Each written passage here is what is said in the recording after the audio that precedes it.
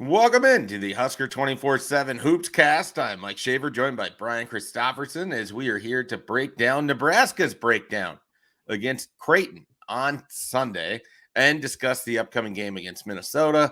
I've got a random Husker Hooper that we're going to see if BC can pull out of the recesses of his brain. I think this one will be a little bit challenging. It's not a bench player, at least. It's a guy that started. And was at Nebraska for some time. So it's not just a 1 year fling, if you will. So we'll dive into that later in the show, but we will spend at least the first half of the episode discussing what went wrong in Pinnacle Bank Arena. And I'm not talking about the halftime show, though we could talk about, good Lord, what was that halftime show? Give me, you know what? I had my head down writing for most of it, and I was vaguely aware it wasn't a good show, but can you give like it wasn't the Shim Shams. I know it wasn't the Shim Shams, but can you give like Shim Shams? I think I would have preferred the Shim Shams. So essentially, three, I have to assume grown men were in inflatable costumes. And what I mean by that is, just think of Little Red. But these inflatables were obnoxious animals, I guess. One was like an anteater. Mm-hmm. I don't really know. The other two look like some kind of like Teenage Mutant Ninja Turtle villain or something like that. So I can't tell you exactly what they were, but they're in these inflatables, and then there's music playing, and they just sort of like pelvic thrust all the way around the floor and just kind of like jump around and do the sort of stuff that inflatables do, because they don't have any ability to do anything really other than jump on their head. That's the pinnacle of an inflatable. So yeah, they just did some pelvic thrust and gyrated on the court to some music, and there was literal booing for the act. I've never been around that before. I hope to experience it again. It was probably the highlight of the day, if I'm being entirely honest. Seeing the halftime act get booed, also knowing that someone paid thousands of dollars for that halftime act, is incredible to me. Like, this is the biggest non-conference game of the season, your best crowd that you maybe will have all year, and you didn't go to like the ready-made book of guaranteed successful halftime shows.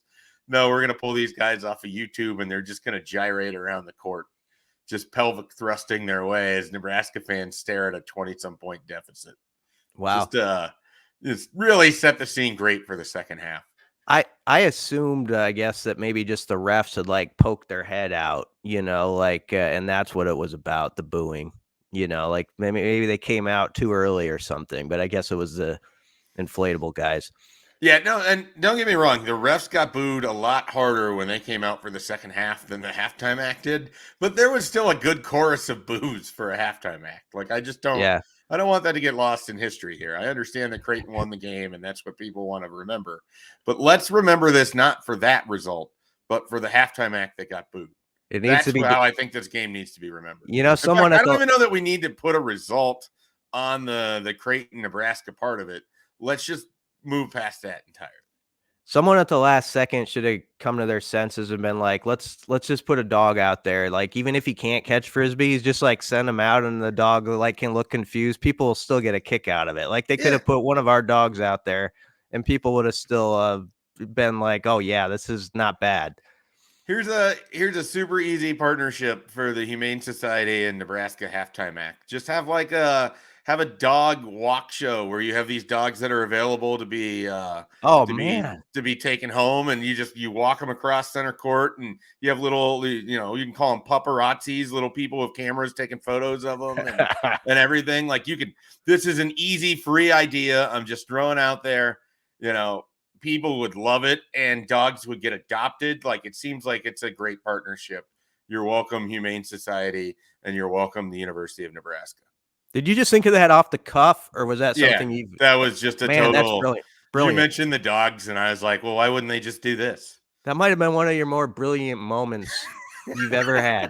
And I don't even mean that in a demeaning way. That was like a flash of there was a flash of lightning. Even though it's sunny outside, I saw when you started speaking there. You gave me the prompt, and it just felt like it was the thing that could have been done that would have been a lot better than what actually happened on that court. So, but we've spent too much time talking about the halftime show. Let's talk about the basketball team. I'll just give you the viewpoint from section 111. They had a lot of open looks, and they didn't make any of them. So you can take that to be whatever you want. The shooting obviously wasn't good enough, but it wasn't like they didn't have opportunities. That's what it looked like from where I was sitting. Yeah, I mean, they did. Now after the game, McDermott said, um, they shot. He was speaking of Nebraska shooting 22 threes. He said they were the threes mostly that we wanted him to take. So that he liked who was taking those shots. I'm looking at the stats right now. Rink Mass shot 5 of them. He was 1 of 5. Alec was 0 of 4. So I Yeah. think that's his main reference point there. Rink Mass, we know, is a big who can shoot outside, but I think they looked at it and said, prove it to us in a game like this. You know, I know you hit 3 for 3 the other day, but let's see this today. He had a off day. Jamarcus Lawrence 0 for 3.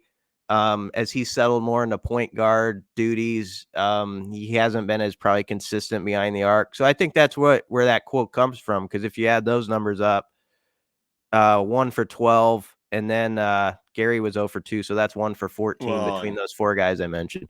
Jaron Coleman, I think took 2 threes because at He one did. point there was 5 from Alec and Coleman alone, and those are not good shots. I mean, at really any point. Like if you're at the end of the shot clock and the ball has to go up, but it's tough. I mean, CJ Wilcher had an open look in the corner. Jawan Gary had open looks in the Yeah. corner. Lawrence had open look. Like you got to get at least 2 of those.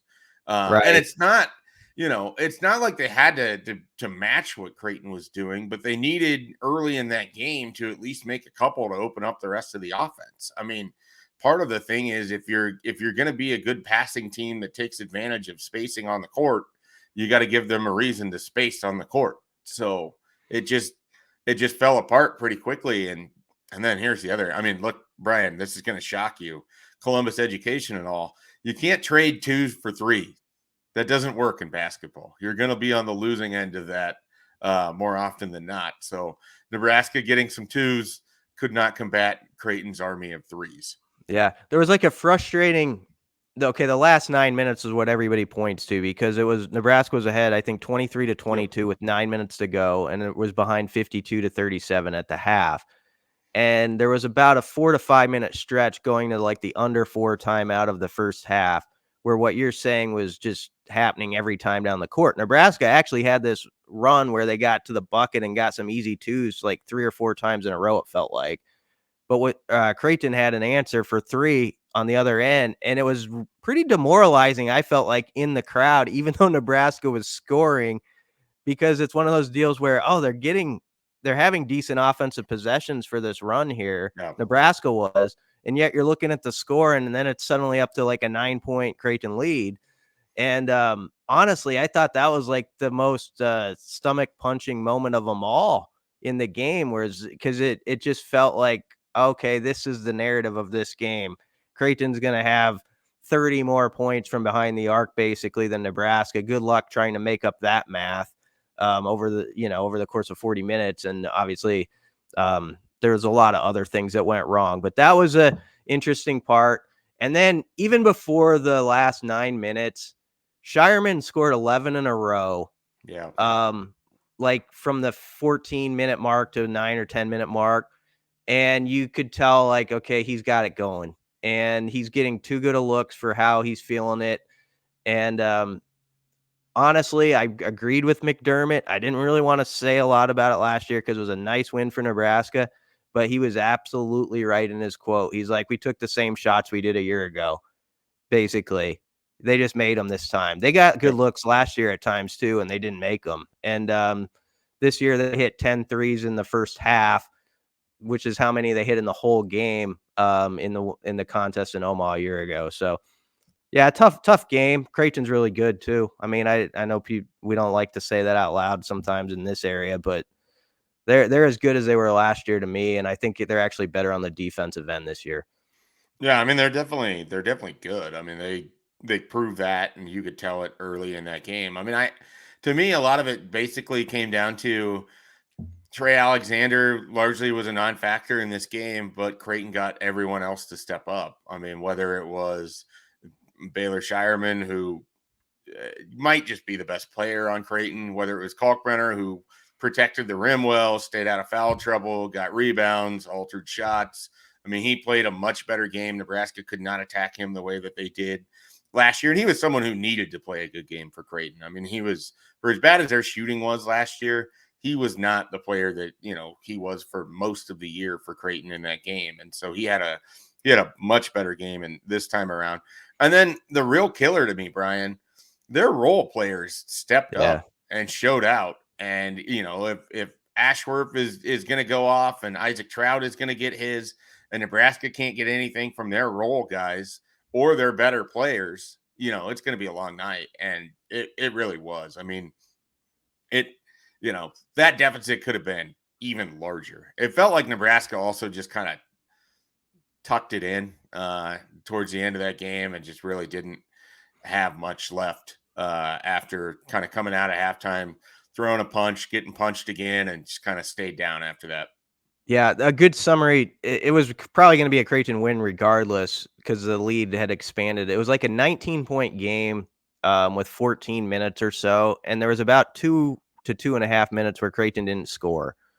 And Nebraska had about 3 wide open looks, sort of the ones we were talking about in the first half, from 3, and it would have only made it like a 16-point game. But you felt like, okay, if they hit a shot there, you get one of those runs where you have a 11-2 a little spurt, and suddenly like Creighton has to like kind of get back up a little bit, and it's a 10-point game or something like that. And they just could not hit that shot, which made it go from game that's already seeming like it's over to just like, this is really lopsided and let's just finish this out. And so that basically the first 2 minutes of the second half, Nebraska needed to really come out with the response. They didn't. And then there was that small window when there was a shot or two that could have like given a little hope towards something, and it never came. And it ended up just being a whole clunker of a second half. So, I mean, we could take a break and then get into this, but let's just kind of attack this now. After a game like that, Nebraska obviously undefeated leading up to it, 7-0, and then just getting utterly smacked in a game in which, you're at home, you had a great crowd for. Like, it was a really good crowd. I mean, there was a lot of Nebraska fans in that building. I didn't see that much in terms of Creighton. And they were hot. They were ready for that game. And, the team didn't deliver. Do you have long-term concerns that emanated from that? Do you just have short-term concerns? Do you have no concerns? What's kind of your takeaway after seeing that, Brian? I have some worries, but they're the same ones that were there. It's the defensive end of the court in a large part. I as much as we talk about the 2 for 22 for Nebraska shooting threes, I knew Creighton was going to be a tough matchup for them on that end, but the Huskers have sort of lacked that defensive edge, as Hoiberg has talked about the last couple weeks, I think, and they're still trying to find their identity on that end. And they've got to find it fast against the type of teams that are on their schedule. When you're looking at, you got to go on the road. And Minnesota's maybe not the best team, but they're a Big Ten team on the road, and then Michigan State and K-State. So that's a short-term worry to me, is like how fast can you get on the defensive end after giving up all the looks they did against a team that is going to make you pay more than others. Yes, but it was still too easy. And so that part I worry about. And I mean, you do worry about the outside shooting, if it can be consistent enough, like for how much it's relied on in this offense when it counts. And they have a chance to prove they can be that team, and they are those type of shooters. And Rink Mast, I think, will have days where he goes 3 for 4 from behind the arc, but there's also going to be some games like these where it gives you a little bit of pause, and you're like, where does it come from? If, K-State was very creative to get to his 20 points. Like he was doing he had some great buckets like inside the arc, but Creighton did a great job like taking away good opportunities for him from deep and dared everybody else to hit, and nobody proved they could do it in a game like this. So they're going to have to show they can now going forward against teams that are going to see that and say, yeah, let's see you hit that shot. Yeah, for me, it was, I guess, I wondered on this, like guys like Bryce Williams and Rink Mast, and they played in big basketball games, but obviously you're playing against a team, and it's not just a Nebraska, Creighton are rivals, but you're playing against a really good team. You're playing against what's a simulation of what Big Ten play is going to be, and it kind of felt like they failed their first big test. Like you didn't get much or anything out of Bryce Williams or Rink Mast, and these are two guys that are supposed to be guys that you're going to have to rely on in critical situations. So that I think was a little disappointing to me. And then a continuation of a problem that was evident when you were winning. And what do you do with CJ Wilcher on defense?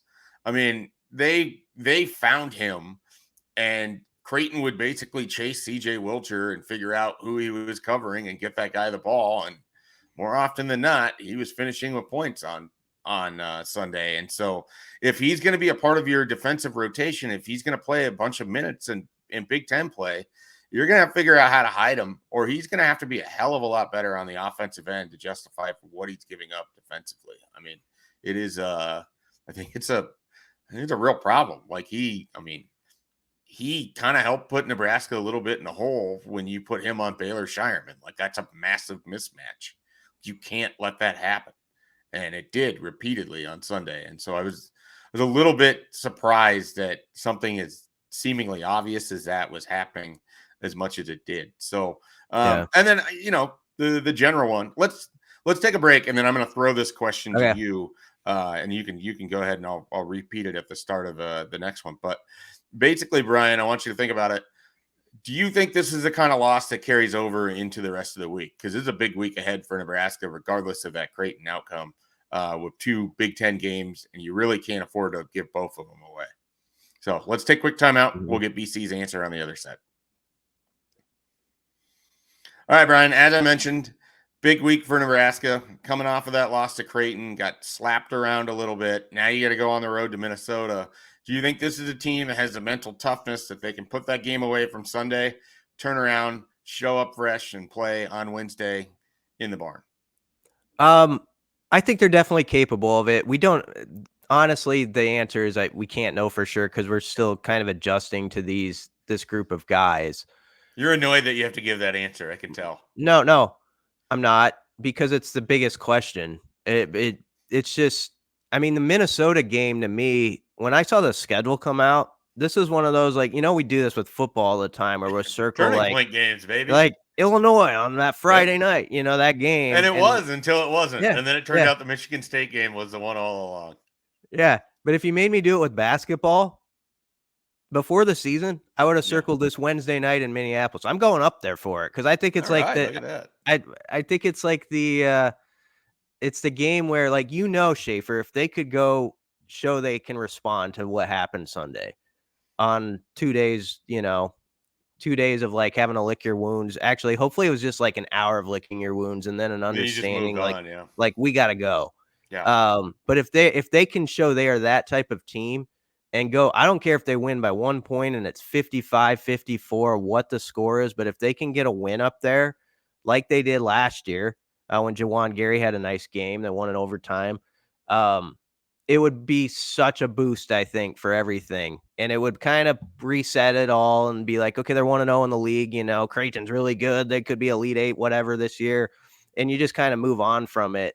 But if you go up there and it lingers and it's a bad first like 6 to 7 minutes of that game, and it's one of those where it's like 14-3 or something, that could be, that's where we could see like the Creighton thing was really damaging, because it knocked the wind out of this team for a very important 2-week stretch, which we talked about before Creighton, by the way. We knew CU would be a tough game to win, but we said, if they could like go 2-2 somehow, or like even, you beat Minnesota and you play really well in the other games, you come out of it okay. But they got to go show that they're that type of veteran team, which is what Hoiberg signed these guys up for, that has been through enough of these where it's like, yeah, that happens in basketball sometimes. We ran into a team that was hot. We weren't.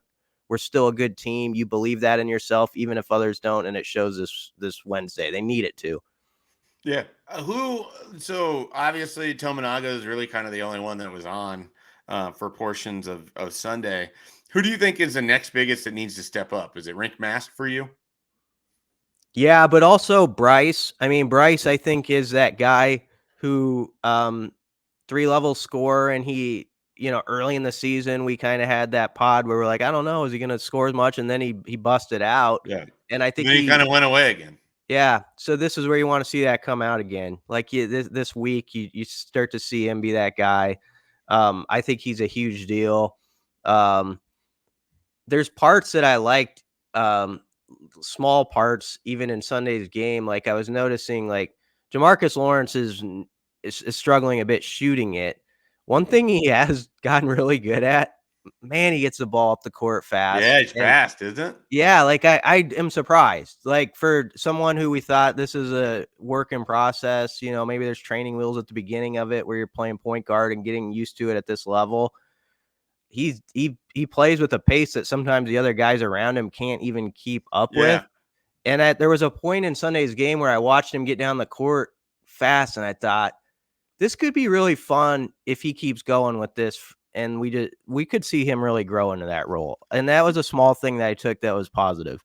So there was a moment. It's funny you mentioned this. There was a moment where he was almost too fast for his teammates. Like he Yes. kind of almost like dribbled himself into trouble a little bit, Mm-hmm. then had to like pull out of it, and then he needed the reinforcements to show up, and then they were able to like get into their offense. But yeah, I've noticed that too. He's one of those guys that I just feel like if he can figure out how he's going to get his points, like in what ways he can sort of help offensively when he doesn't have the ball, because when he has it, he's either going to be able to slash and attack, or he can drive and set up, assists and everything of that nature.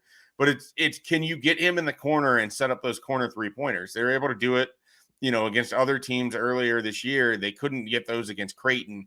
If he can do that again, I mean, he was such a good player down the stretch in February. You don't beat Iowa at the end of the season to set yourself up for that Minnesota game if Jamarcus Lawrence isn't what he is. So I think he's another guy like you that I think the best is still to come for him this season. And it's really been kind of fun watching him develop into this. Like I find that as entertaining as I do almost anything else going on with the offense. Yeah. Back to your original question, though, that started this segment. I was thinking about this a bit. The thing that really makes it more of a challenge is just that it was Creighton. Like if it were another team that had another name that came in with the resume they had last year and the team they have this year, and they ran you out of the gym, you could probably shake it off a little bit easier, because people are like, okay, that's a top 10 team, and they just kind of like whatever if it's like Kentucky or whomever. But because it's that team down the road and there's so much venom and all this stuff that's put into the game, that's what makes it ultra difficult in this case, because I do think people would have been more understanding otherwise. But after what happened last year with the win and singing like, let's do this again, and they have a better team this year, possibly it could, it got everybody kind of fired up. So there's going to be casual fans, the very casual, who will kind of be like, okay, I guess they're not that good. That's what they'll Right. take away from that game. And that's too bad. But now they got to like chop wood. Well, the people who really watch this thing closely are still keeping an eye on it, and they've got to get some stuff done in these next 10 days. And man, Wednesday night, they just got to come out and have a night where they're dialed in, shooting the ball, the crisp on offense. They liked how they were playing on that side of the floor before Creighton. They've just got to get back to it and find some of that stuff and hit some shots. You just got to have one of those nights where you knock down 10 threes, yourself, and you put Minnesota behind the 8 ball. Yeah, it'll be interesting how they choose to defend Minnesota's big too. I think he had like a 30-point night the other night, and he's an interesting player. And Nebraska went against him all of last year, so it's not like anyone they don't know. But how you choose to defend that with Alec Mast and Gary will be pretty interesting. At this point, do you feel like we have a pretty good handle on who's going to be playing for the most part for Nebraska this year? I mean, I don't think Eli Rice is going to see a lot of playing time unless it's kind of a blowout. Feels like they're pretty content to leave Gary coming off of the bench for now, and then surrounding him with Coleman and Hoiberg and Wilcher for the most part. I mean, those are your 4 guys off of the bench that we're going to see most games, I think. Yeah. I mean, the only shift I could see is and it's really not a big deal because you're either if you swapped Gary for Alec in the starting role or something like that. But I mean, in some ways it doesn't matter. It's just like those are going to be your main 6 guys. Sam, they need Sam to come along here. He was sort of that extra little ingredient last year where he would pop in 8 or 10, and he hasn't had that the last few games, so that would be nice. And like you say, Wilcher, he's got to be dynamic on the offensive end. Got to knock down shots. To he has had those games in his career where it'll kind of go away. Then he'll have that night where he'll hit 5 threes. But they just they need to probably more consistently where it's like 2 or 3 threes from him, like it just is that, and that you can kind of count on that. Yep. All right, Brian, are you ready for your first crack at guessing the Husker Hooper? Yeah, I'm kind of scared about it. Here's why. I don't think I have to like prove myself to anybody. Like as a Husker show us your bona fides basketball watcher. But I think we talked about this a little last time we did this. I think there's we both have differences in like what we know more about, like the eras. And I was I can't explain how much I was into like the Big 8 and Phillips 66, Studio 66, like years of Husker basketball. Yeah. And like the 90s teams with Danny Nee and stuff. And I covered the team for the paper and DN when Barry Collier was there. And then after that, I was always like really wanted him to get over the hump, but I was like so invested in football stuff coverage that I would admittedly, if they were having a season where it was a little off or whatever, I would kind of like, I just wouldn't be full, what the starting 5 is all the time and like stuff like that. So I think there could be a massive embarrassment coming my way with this game. All right. Is what I'm saying. I'm setting myself up. Okay.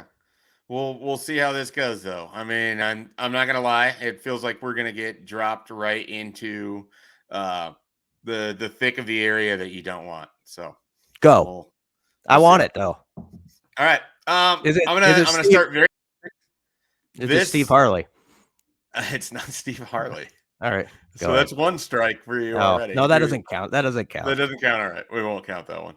All right. So this former Husker redshirted. He redshirted. I'm supposed to guess right now. If you want to, or you can just tell me next clue. Just give me another clue. Okay. This former Husker played in both the Big 12 and in the Big 10. Oh, okay. Okay. Yeah. Yeah. Oh man. Yeah, you hit a tough air for me. You did. It's a unique one. He redshirted. Give me one more clue, and I'll have some guesses. I have more clues. This former Husker who redshirted and played against both the Big 12 and the Big 10 comes from Texas. Oh, I should know it. I should know it.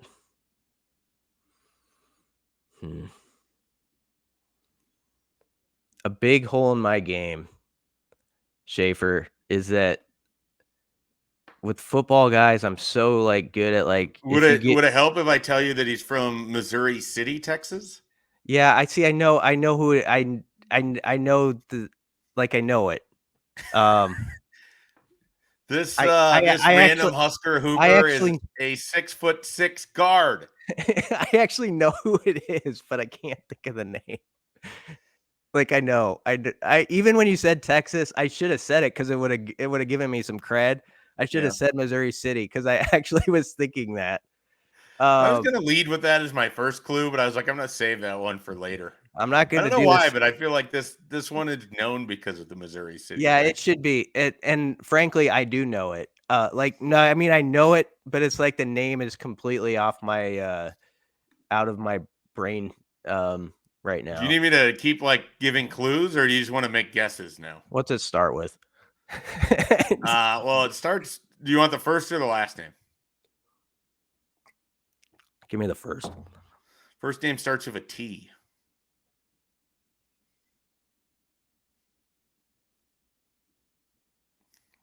This is Brian is just swimming in it right now. Yeah, I am. You can see him. This is not my era. Like if you this is like the era where it went dark for me. This is the first person I thought of when I was like, we should do name the random. Yeah. So it's perfect because I don't feel like it's that deep of a cut. It's And there's not. people listening to this that are throwing stuff at you right Oh, now. I It's great. understand that. It's an easy question. It's an Yeah. easy question. Like I get it. Um just say the name and we'll talk about him. That would be Tony McRae, who played for Oh, Tony. Nebraska. He redshirted in, I believe, 2007, 2008, a rare red shirt. And he Yep. then played his freshman year, where he was fairly helpful for Nebraska. He He had got a injured huge his shot. sophomore year. And so that he was kind of the one that people were like, oh, he's going to make a big jump. He got hurt right away his sophomore year. And then it's kind of his two big years were 2010, 11 as a junior, 2011, 2012 as a senior. So I don't blame people for being mad at me. And that's fine. I knew I would struggle in a certain era, and that's it. And the funny part is, I did some Tony McRae stories. Like, so it's not like I just disappeared, but there's Doc like so Sadler many. loved him. Yeah. And Tony McRae hit a huge shot. Which game was that? No. I'm not Obviously Joe McRae obviously hit the big one. I'm against Oklahoma. Yeah. Yep. I thought Tony McRae hit a really big shot one time, but that's a good name. That's a good name from Husker Hoops past. He I should have got it with Missouri City, Texas. That was the like obvious like clue, and it was he had some big free throws against USC when Nebraska beat USC. yeah.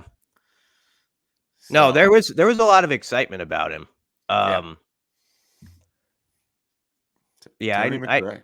Tony McRae. Well, that was an embarrassing like 3 minutes for me, but I kind of was worried about a certain era, and you hit the era. All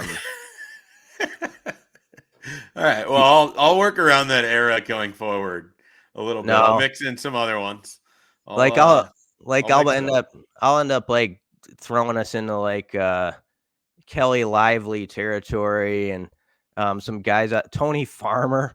Like Tony Farmer. If you would have I feel like we're sort of the wrong people for this because we're going to be on the opposite ends of the spectrum. You should have went with somewhere. Tony Farmer was my wheelhouse. You had the wrong Tony. I would have. That's the only Tony that you're willing to acknowledge in Nebraska basketball history. Tony Farmer, part of the 3-seed Huskers that lost to Xavier. Wow. And to show that I'm not a complete moron about Husker hoops, I feel like I do have to prove it after that is they lost 89-84 to Xavier in Minneapolis. And I still remember it was like the late night game. Like we had to wait till like 9:30 and you were excited about that team. And that one and the game they lost to Penn, you might remember that after they won the Big 8 tournament was devastating to me. Yeah. Well, they should have been. Those were years where people had expectations and they didn't come through. So, but now you get to go up to Minneapolis on Wednesday where there will be expectations. It'll be your first time in the barn. Yeah, first time actually in there. So that'll be interesting with the elevated court, I guess. Yeah, it's a unique place to watch a basketball game. I went in 2018. I went and watched Nebraska play Minnesota up there, and that was where Isaac Copeland got a technical very randomly assessed to him from an official, and Nebraska gave away what felt like a winnable game in a season that felt like it kind of fell apart after they crushed Creighton in that year. So Maybe that'll happen to Creighton. Maybe Creighton's season will go sideways after crushing Nebraska. One can only dream.